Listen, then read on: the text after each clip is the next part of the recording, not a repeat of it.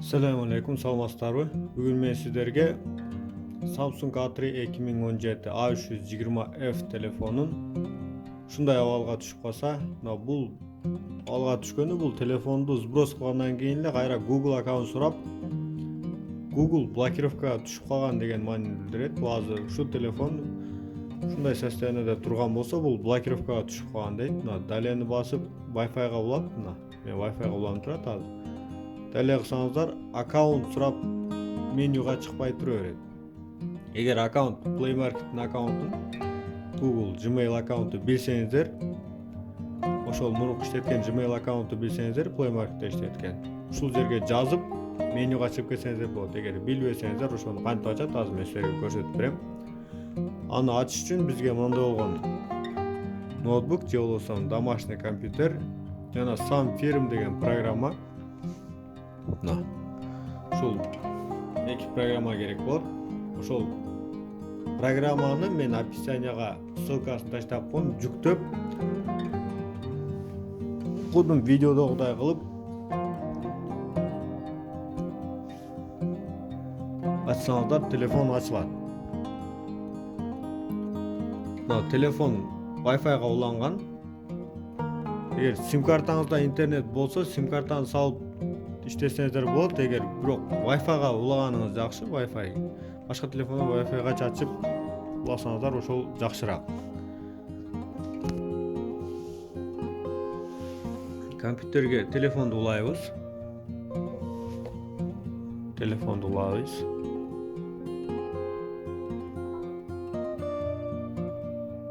Компьютер телефонду көрдү. Үнү силерге да угулду болуш керек. Драйвер установка болуп атат. Эгерде телефондун, Samsung телефондун драйвери жок болсо, мен драйверди да силерге таштап коем. Описанияга ссылкасын жүктөп, установка кылсаңыздар, анан көрөт. Эгерде көрбөй калган болсо телефон, SamFirm программасын жакындатайын. Драйвер. Бул драйверди да мен силерге телефонду компьютер көрбөй жаткан болсо, ушул драйверди установка кылсаңыздар көрөсүз. Описанияга таштап коем. SamFirm кайра ачып мен силерге көрсөтөйүн. SamFirm сары. Ушул программаны ачабыз. Ачылгандан соң кайра Samsung вкладкасына өтөбүз. MTP Bypass FRP. Ошол кнопканы басабыз. Басабыз, карап туруңуздар.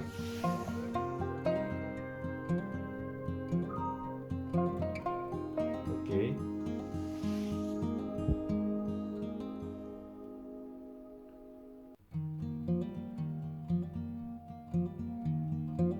Телефонду көрдү. Компьютер азыр бизге YouTube'дун ссылкасын чыгарып берет. Ошол программа аркылуу биз программа YouTube'га бизди направление этип телефондан, анан ошол аркылуу чыкты. Просмотрду бассак, биз YouTube'га киребиз. Бирок мындай знак чыгып калат. Бул албетте телефонду ушундай знак чыкса, телефонду өчүрүп, азыр мен силерге көрсөтпөйм, мындагы өчүрүп, сброс кылып, анан кайра ушул абалды кайталайбыз. Өчүрдүк телефонду, компьютерден суурабыз. Сброс кылыш үчүн 3 кнопканы чогуу басабыз.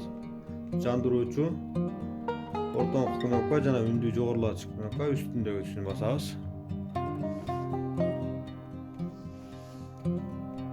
Жандыруучу, ортоңку жана үстүнкү кнопканы басабыз.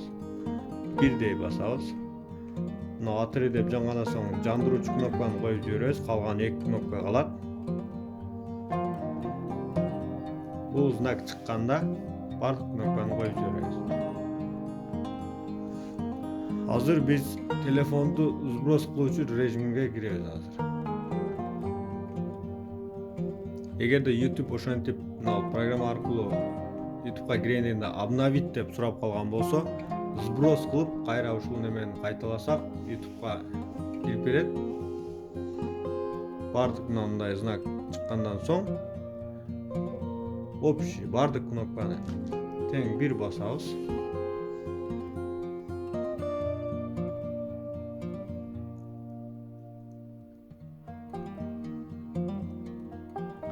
Мына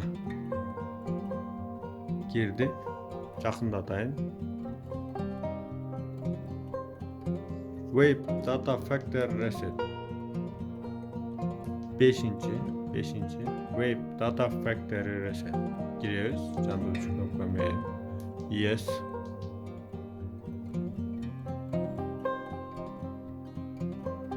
Reboot System Now. Basabız. Azız burası kullanayın. Telefon 5-10 minutada janat. Men pauza kılıp hazır. Telefon janganda videonu ulantam. Telefon hazır. Janat az telefon. Telefon jandı dostlar. Telefonun janışına 5 minutтай uақыт кетти. Şu сброс кылгандан кийин 5-10 minut аралыгында жанат телефон. Кайра мындай болгон меню чыгып, кудум эле жанакындай болуп азыр аккаунт сурап турат. Биз азыр Wi-Fi-га кылайбыз. Азыр мына телефон сброс болгондон кийин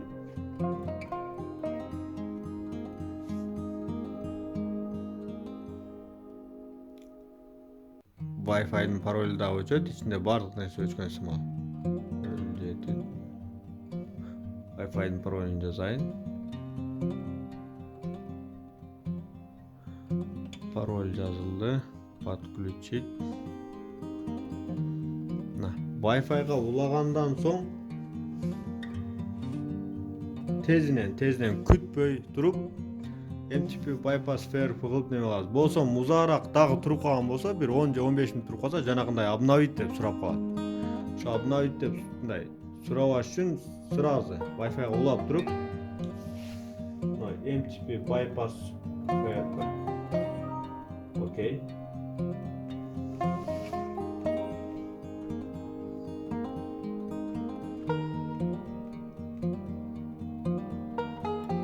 Hazır bizde эми YouTube'ga киргизет. Алсатып коеюн.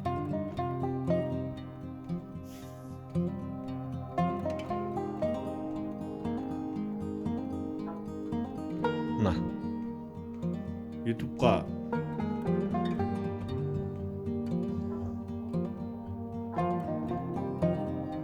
bizdi мынантип кайра киргизди. Эми YouTube обновить сурабайт эми. Сразу сброс кылгандан кийин мен силерге айта кетейин. Сброс кылгандан кийин Wi-Fi'га улап туруп сразу MTP bypass fair кнопкасын басыңыз. Эгер дагы бир 10 минут, 15 минут узаараак туруп калса, дагы YouTube ошо Wi-Fi'га уланса, через интернет уже YouTube обновление болуш керек экен, телефон түшүнүп, обновить деп чыгып калышы мүмкүн, жана биринчи чыккандайчы. Напомнить позже. Бул жерге Adron bypass деп жазабыз. Ушул сайтка киребиз. Мына Adron bypass. Ошо Adron bypass сайтына киребиз. Чыкты. Мына setting дегенде, мына open дегенде бассагыз, биз настройкага киребиз. Мен бул настройкага кирип, бул телефон тууралуу сиздерге бир маалыматын көрсөтүп кетейин. Мына A3 2017 деген телефон азыр биз настройкасына кирип калдык. Сведения по кирсем, мына уровень безопасности бул телефондун защитасы 1 октябрь, мына акыркы защита деп коет. Азыр ушу телефонду ачып аткандай кылып, сиз A520 жана A720 A версияларды 2017 чыккан A версия телефондорду ушул мен ачып аткандай кылып A5 2017, A7 2017 телефонун кудум ушундай кылып ачсаңыздар болот. Аз бул мына акыркы уровень безопасности ушул способ ушул 3 телефонго тең иштейт.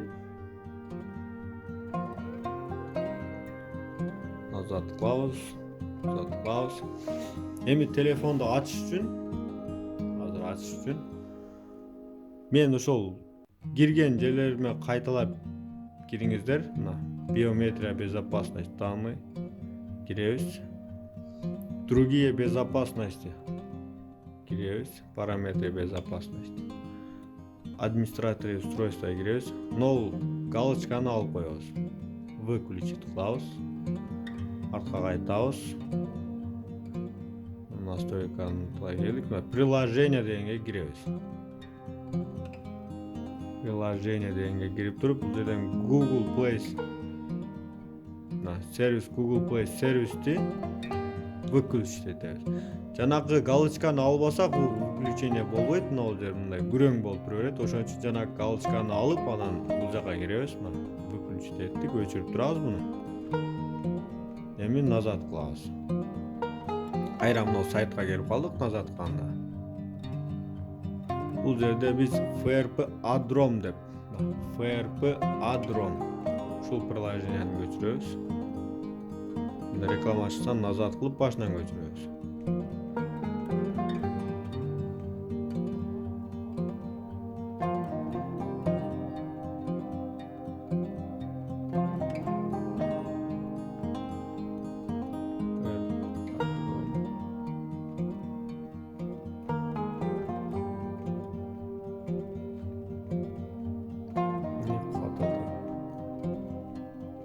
Болду, мына чыкты. Сохранить.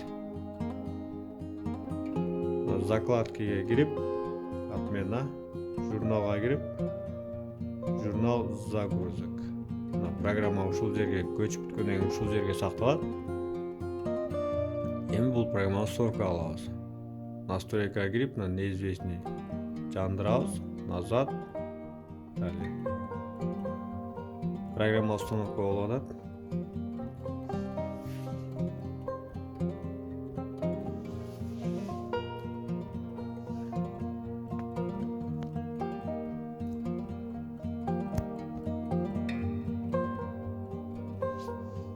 Установка, программа установка болгондон кийин открыть кылбайбыз, жөн эле готованы басып коебуз. Назад кылабыз, сайтка келебиз, сайтка келебиз. Кайра open setting деген настройка. Настройкага киребиз. Кирип облако учетный запись. Киребиз. Учетный запиське киребиз. Добавить кылабыз. Google'ду тандайбыз бул жерде.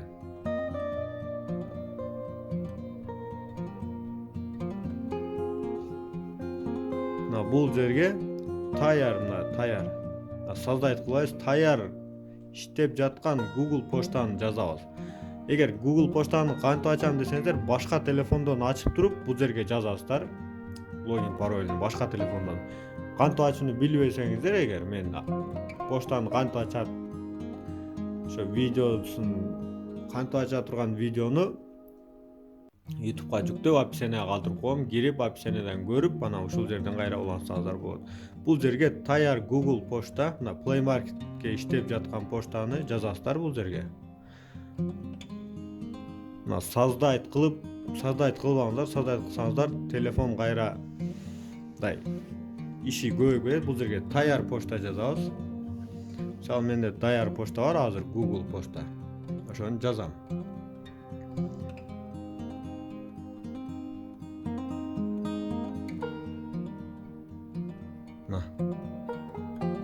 gmail.com. Мен мына бул поштаны жаздым. Бул таяр почта. Мен азыр бул жерден создать этпей атам, мен башка уже иштеп жаткан поштаны жаздым. Албетте Google аккаунт болуш керек. Бул Google поштаны жаздым. Далее парольду жазабыз.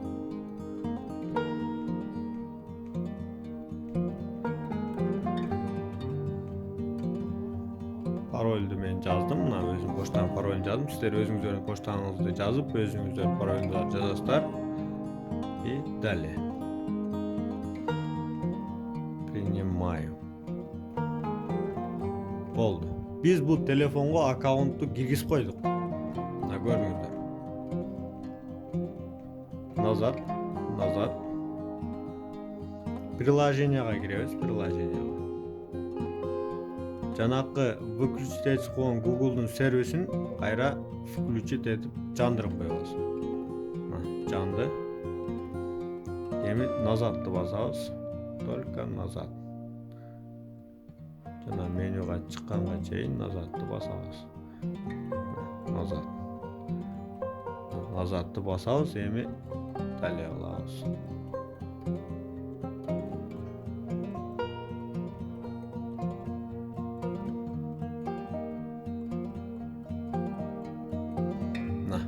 Жана аккаунт сурап жатты эле, эми телефон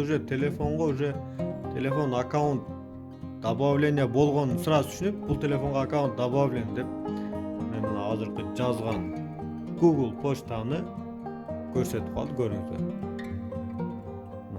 Болду. Далее телефон бул телефонго аккаунт кирди деп түшүнүп, жанагындай аккаунтту тердеп чыкпай калат. Дагы пароль коесуңбу дейт. Нет. Пропустить. Ошол аккаунтту добавить этип, ушинтип ошол менюдан обход кылып биз ушу телефондун блокировкасын ушинтип ачылат. Google аккаунт ушу телефон.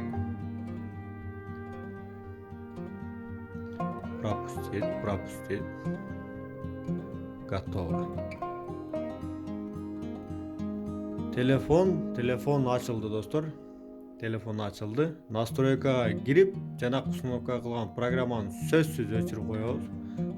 Эгер ал программаны өчүрбөсөк, телефондун иштөөсүнө зыян келтириши мүмкүн. Bypass Fairpadrome деген программаны установка алдык жана өчүрөбүз.